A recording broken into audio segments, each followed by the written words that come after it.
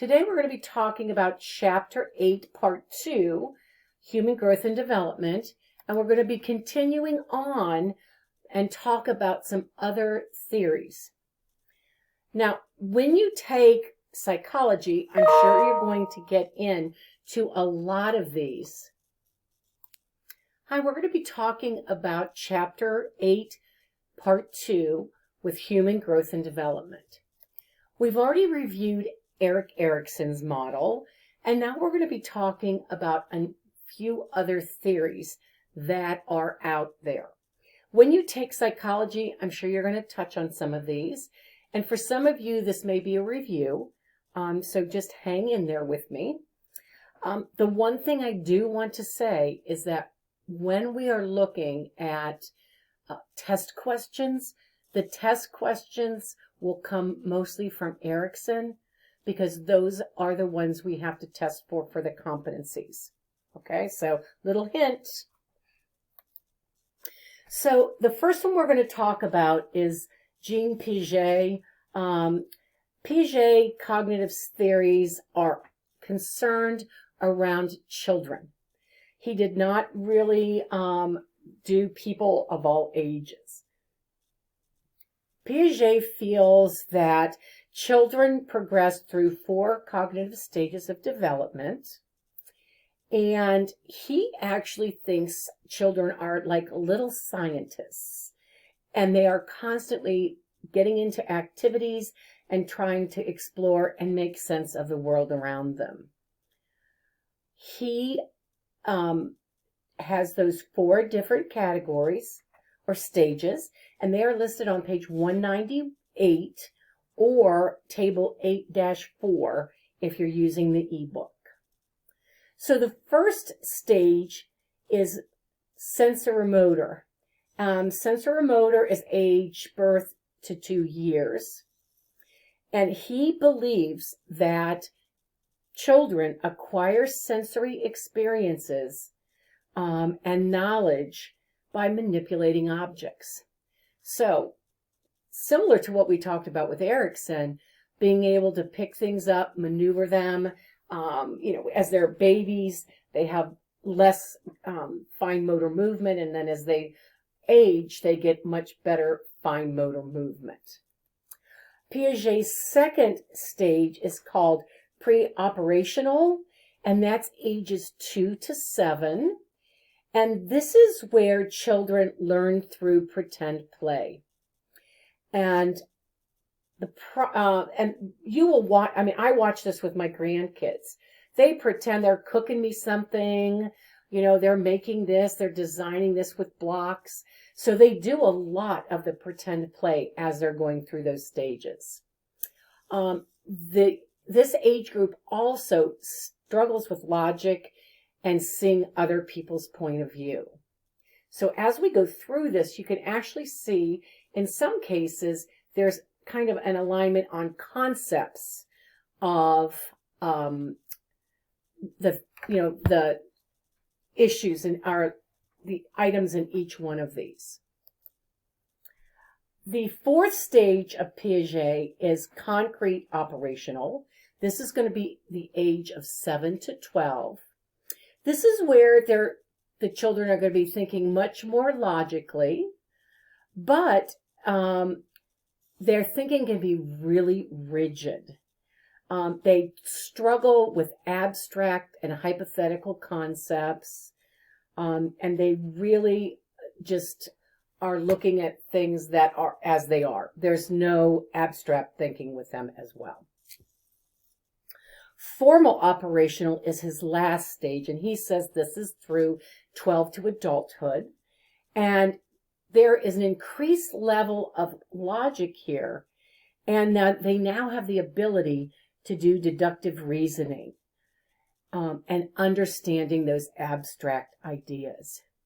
So you can see as we talk about Piaget, it's a much smaller list because he's focusing mostly on children.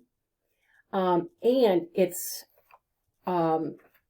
similar to some of the concepts that are in Erik Erikson's stages of development.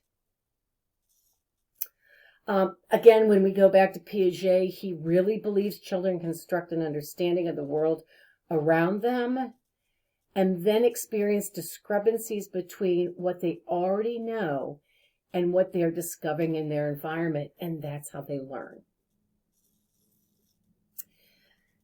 The next theorist that we're going to talk about is Lawrence Kohlberg. And he actually talks about moral development in humans. He has 6 stages, which are pre-conventional, conventional, and post-conventional, but each category is divided up into 2 levels.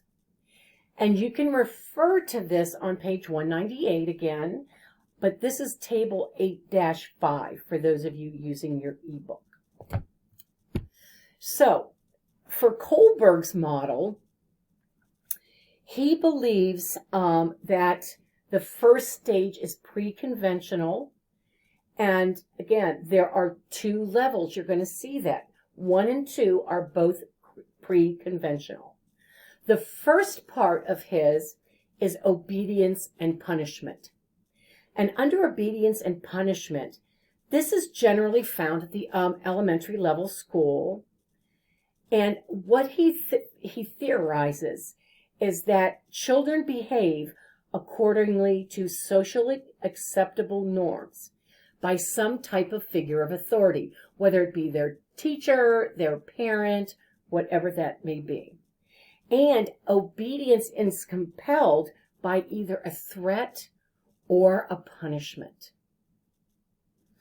Level 2 pre-convention is talking about individualism, instrumentalism, and exchange. This view is that the right behavior means acting in their best interest.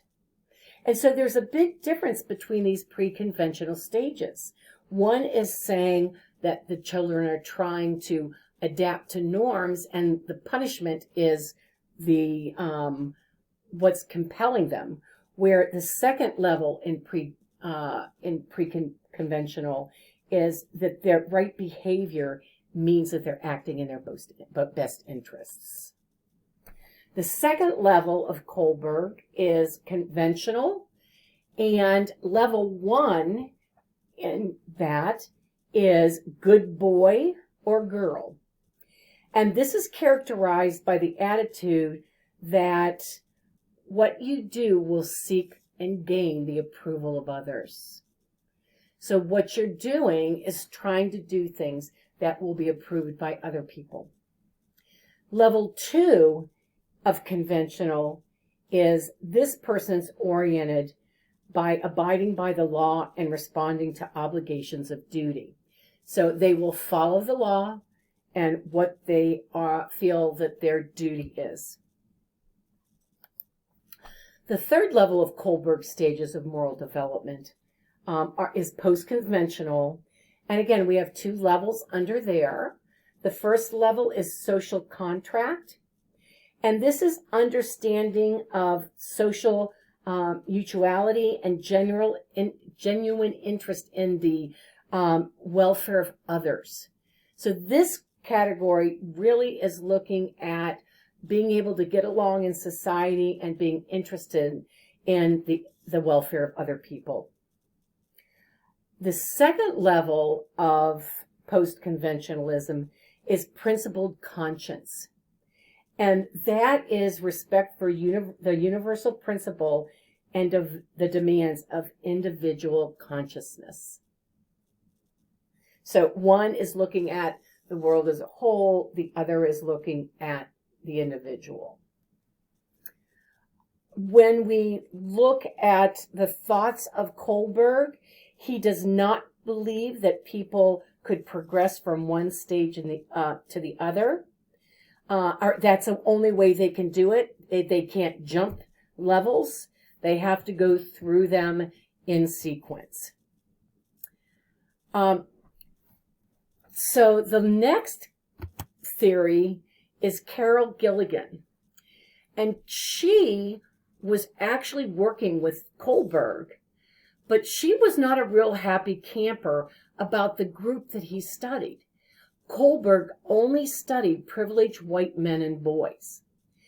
And Carol Gilligan felt that that was a biased perception because they totally overlooked the aspect of women's lives.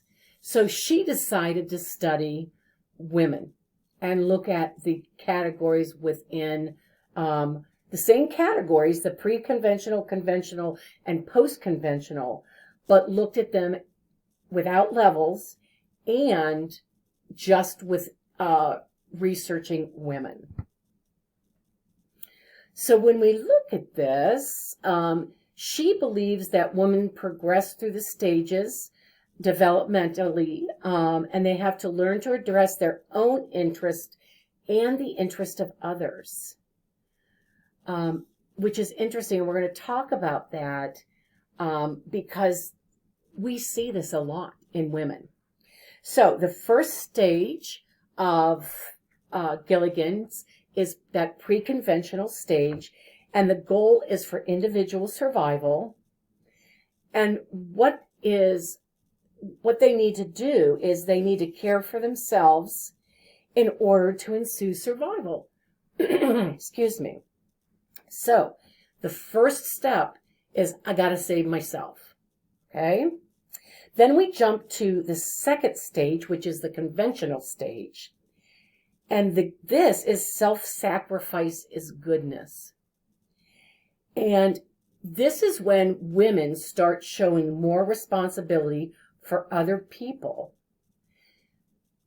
And in some cases, it means that they're ignoring themselves and their own needs. To be quite honest, I think our society in some ways has us believe that that is what women should do, that we're a mother, that we're a wife, and we need to put our own needs behind us, which is not the case.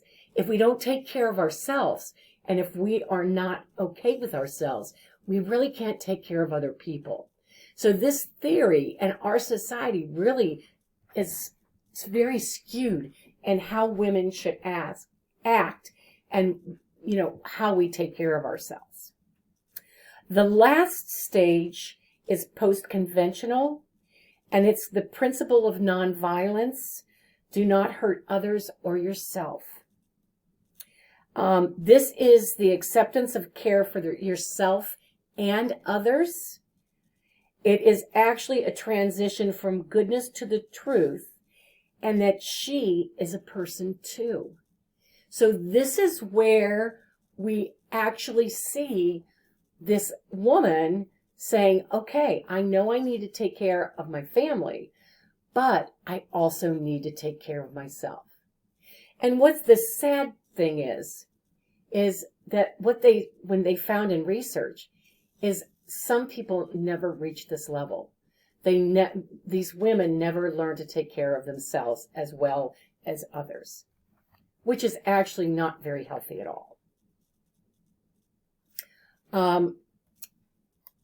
So, question here.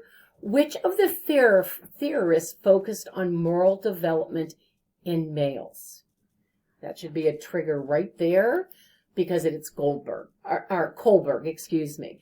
He did moral development in males, where Gilligan looked at moral development in females, and Piaget focused on children's cognition.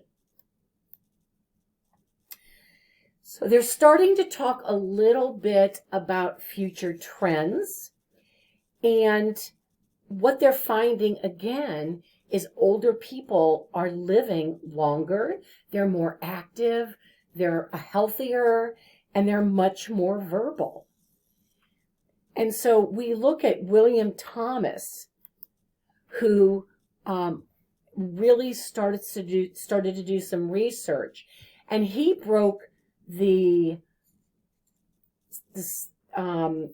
stages down into 5 different groups. But the one thing Thomas does is he does not assign ages. Similar to what Erikson started with. He didn't really assign ages. Other people did that for him. So the 5 stages are infant, adolescent, adult, senescence, and elderhood. And so when we look at that, he looks at this as being a the aging process as a cycle that begins with a state of being, transitions through doing things, and then ends again with being. So we'll talk about each one of those steps. Oops, I'm going to go back because I clicked and I didn't mean to. So his first step of infant, he believes this is the purest example of being. And it truly is. Babies don't know any other way. They just are there. There's no expectation. You know, they cry and they get fed, but they really just are there. They're just living and being and are comfortable with that. As we get to the adolescent stage, this is a time of transitioning to adulthood. This is not an easy trail to follow. And we've talked about this with other theories. There's a lot of issues that come up, a lot of complexity as kids are growing, going through puberty, trying to figure out who they are and what they are.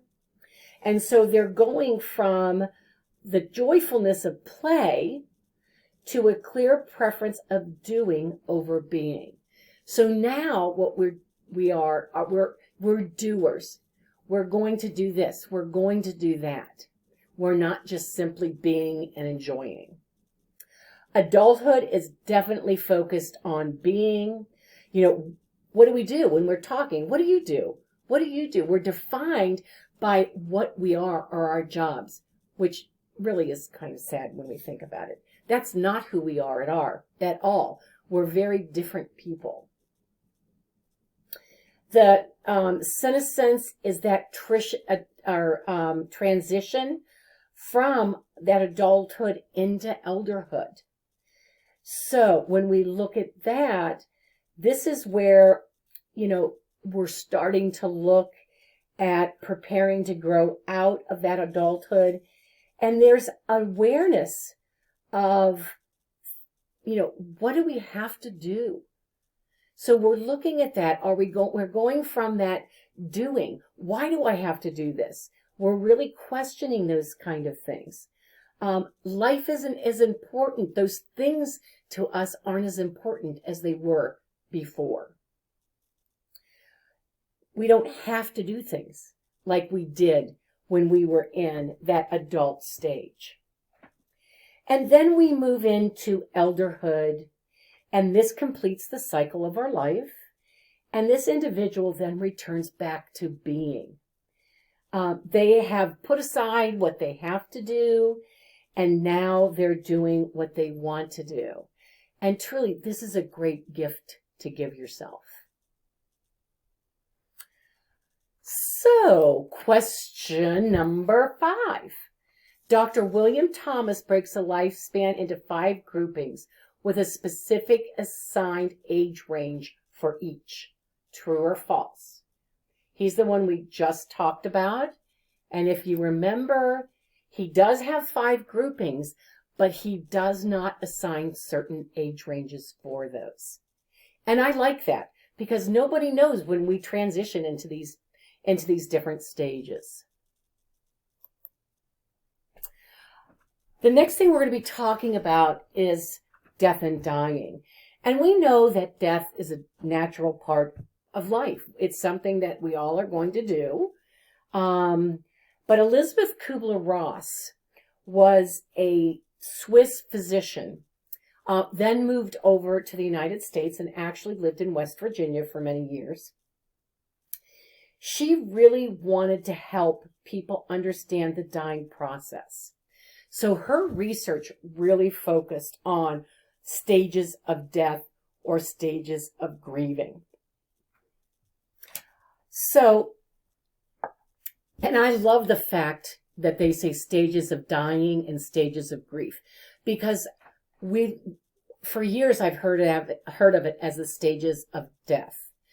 But we're going to talk a little bit in a minute about there's other things that people grieve that they actually go through these stages as well. So we'll talk first about terminal illness and actually going through the stages of death and dying. So the acronym you need to remember is DABDA. Okay? So DABDA. That's a mnemonic that helps us remember what the stages are. So the first stage in Kubler-Ross is denial. And this is when that patient first learns about that terminal illness and they are not believing it. They are in total disbelief and they're saying, you have the wrong patient, the test is wrong, somewhere there has been a mistake made and you need to figure out what it is. So they are just not believing anything. In this stage, we can get a few different reactions. We can get people that turn very passive, other people that get hysterical, and some people that even contemplate committing suicide. So once the patient gets through this denial, and we're going to talk a little bit, you do not have to go through every one of these stages. Some people can just go to the last stage. People may move back and forth. So this isn't like stages that boom, boom, boom you have to go through, okay? So the second stage is anger. And this is like, okay, I realize that I now have been given a terminal diagnosis and I am ticked off.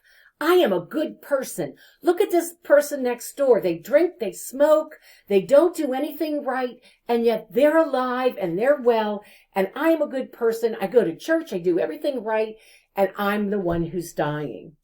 They get really upset about that. They don't care who the anger is placed towards either. It can be their family, it can be the doctor, it can be the healthcare staff.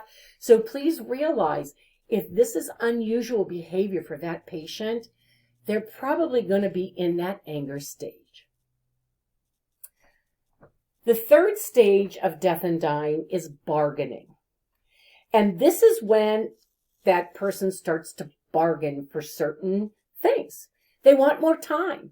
So what they're saying is, God, just please let me live till my granddaughter gets married. Or please let me live until my daughter gets married. Or my son's baby is born. Whatever it can be. They are just trying to bargain with God for more time. Okay. They at this point can sit there and say, okay, I'm going to be a better person. I promise that if you let this happen, I'm going to, give me a little bit more time. I'm going to be much nicer to people. And so they're just, again, trying to get a little bit more time to get through to their ultimate death. The fourth stage is depression. And again, depression is profound sadness. And they're thinking about this. My gosh, I'm not going to be here anymore. I'm not going to be a part of this family. I'm not going to be here for birthdays, holidays. I am really sad and very sad about this. And so that's a natural response. The one thing, this is where this really hits home, is when we get a terminal diagnosis on younger people. This is, they think about that, and the families, we're going to talk about, the families are going through this at the same time. So those families at this point really get depressed because they think they're not going to be able to go to a homecoming dance or a prom, graduate from high school. They're never going to be able to get married and have a baby. So that depression can kick in in a number of different areas. And then the last step is acceptance. And this is where we're going to see a huge change in people. They are finally at peace with what is going on. They're at peace with their friends, their families. They now realize that they're dying, and now they're going to work on tying up loose ends. They do a life review. They want to talk to people about their life so people remember them. And I'm going to tell you, as a provider, healthcare provider, you may hear the same story 6 times. And guess what? We listen to it each and every time. I had to listen to this with both of my parents. You know, they would tell me the same stories over and over again. And I just sat and listened because that's what they needed at the time. I talked to, during one of our class Zoom sessions, I kind of talked about this, and I watched my mom go through these stages. You know, she was in denial. She had lung cancer, and she was in denial. She didn't tell anybody. She had gone to the doctor. They did x-rays, and they found that she had a huge mass in her lungs. Didn't tell anybody. Total denial for a long period of time. Well, then it hit, and she got angry. So they finally diagnosed her. They told her she had 6 months to live. And I'm going to tell you, at 6 months and 1 day, she turned into a raging battle axe. I love my mom to death, but she was mad. She lived for 18 months. So for a full year, she was ticked off that she was still alive. She said, they told me I was going to die in 6 months. I don't know why I'm still here. Then she went into the bargaining stages. You know, I need to see every every kid needs to come with their grandkids. I want to see them. I want to be able to do this. I want to be able to do that. Then went into the depression, and she was very sad. And she was a quiet sad. Some people are not quietly depressed. Some people will vocalize their depression. And then she got into that acceptance phase. And I never knew she got there until after she passed. And right before she passed, she told me to look at the metal box where we kept all the important documents. And in that metal box, she had handwritten every single thing that I needed to do to close out accounts, to get her life insurance, everything that she needed, telephone numbers, names of the people. She had done that for me and tied up those loose ends. And so it was really very interesting to watch her go through those. Please remember, these patients that are dying don't have to go through these stages. They don't have to go through them in order. You know, the one criticism of this model from other psychologists and physicians is this is too rigid. You can't say they have to go through this in this order. So realize that. And different cultures, different genders and class can make people go through these things differently. And so we just have to remember that. Now, I started talking a little bit about stages of grief or death. So I love that they've added this stages of grief piece, because I want you to think of anybody who has gone through a loss in their life. They've lost a spouse. They didn't achieve that goal that they wanted to achieve. They've lost a job and they've totally lost their identity. A death of a pet. And for some people, pets are not they're just animals, and they aren't really part of the family. But for some people, they are family members, and it's a huge mourning process that people have to go through.